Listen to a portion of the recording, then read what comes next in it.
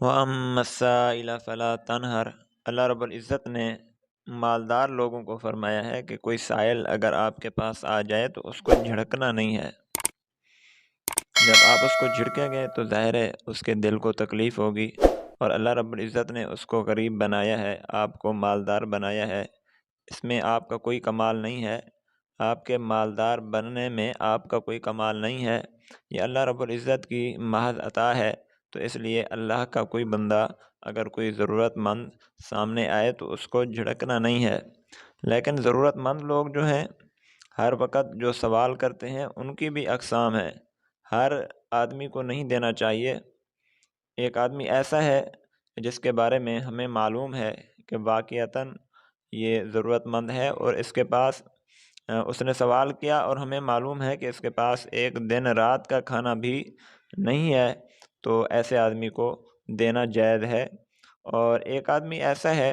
کہ جس نے ہم سے سوال کیا ہے، اپنی ضرورت ظاہر کی ہے، لیکن ہمیں معلوم نہیں ہے کہ اس کے پاس کھانے پینے کی اشیاء ہیں یا ضرورت کی چیزیں ہیں یا نہیں ہیں، ہمیں کچھ بھی معلوم نہیں ہے۔ تو حسن ظن کی وجہ سے، حسن ظن کرتے ہوئے ہم یہی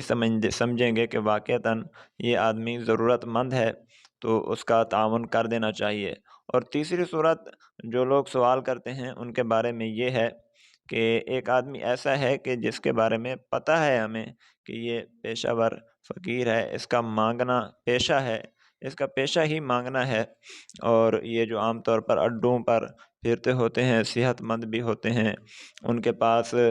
مال و دولت بھی مخفی طور پر انہیں چھپایا ہوا ہوتا ہے، اور ان کی وضاقتہ سے ہی ہمیں پتہ چل رہا ہوتا ہے کہ یہ پیشہ ور فقیر ہیں۔ یعنی یہ وہ نہیں ہے کہ جن کو کبھی کوئی چیز ضرورت پڑی ہو اور وہ مانگیں اور ہم ان کو دے دیں، یا یہ وہ نہیں ہے کہ ہمیں پتہ ہی نہیں کہ ان کے پاس مال و دولت ہے یا نہیں، بلکہ کنفرم بات ہے، ہر کوئی دیکھ رہا ہے، ہر کسی کے سامنے وہ اپنی ذات کے لیے مانگ رہے ہیں، اپنے ذات کے لیے لوگوں سے سوال کر رہے ہیں، ہر جگہ پر، اڈے پر، دکانوں پر، اور سواریاں جہاں ٹھہرتی ہیں وہاں جا کر لوگوں کے پاس مانگتے ہیں۔ تو اس طرح کے پیشہ ور ہیں جو مانگنے والے، ان کو دینا جائز نہیں ہے، ان کو دینا گناہ ہے۔ اس کی وجہ یہ ہے کہ شریعت نے کسی سے مانگنا جو ہے وہ ایک مجبوری کی وجہ سے جائز قرار دیا ہے۔ جو آدمی ضرورت مند ہو، کوئی ایسا واقعہ، حادثہ اس کو پیش آ جائے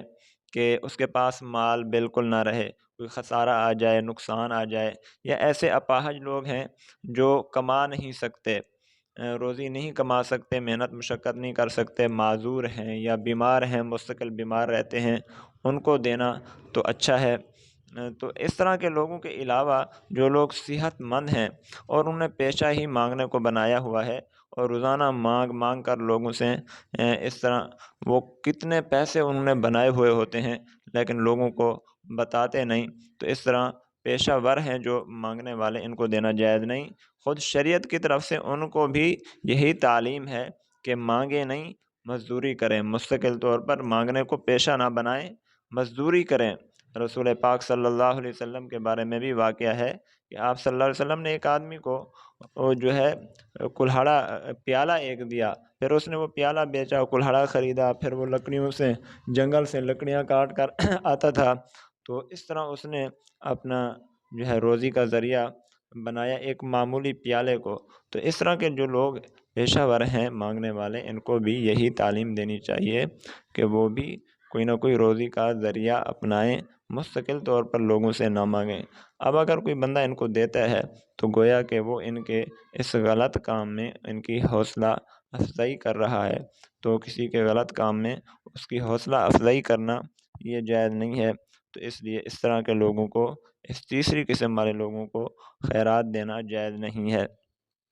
اور ایک تفسیر تو یہ ہوئی آیت کی۔